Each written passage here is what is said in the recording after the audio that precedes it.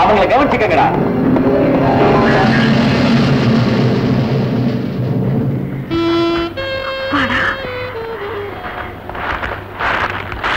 ரொம்ப நன்றிங்க.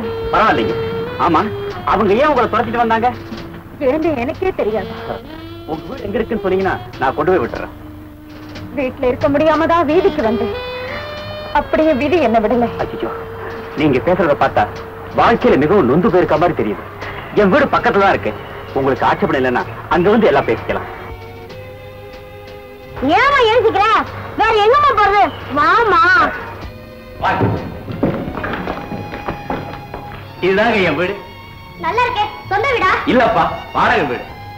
அம்மா, நீங்க எதுக்கு பயப்படாம இங்கேயே தங்கி இருக்கலாம். நான் போய் சாப்பிடறதுக்கு ஏதாவது வாங்கிட்டு வரேன். அதெல்லாம் ஒண்ணு வேண்டாங்க.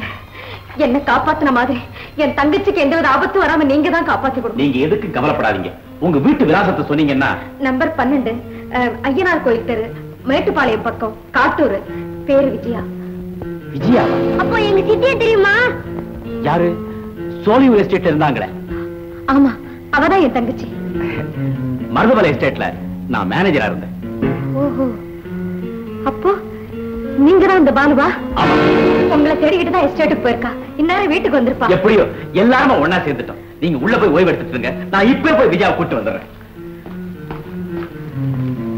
பாபு, இங்க வாப்பா.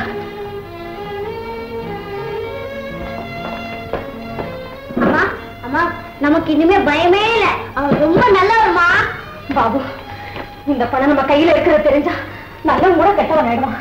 இதனால தானே நமக்கு இவ்வளவு தொந்தரவு வந்துச்சு.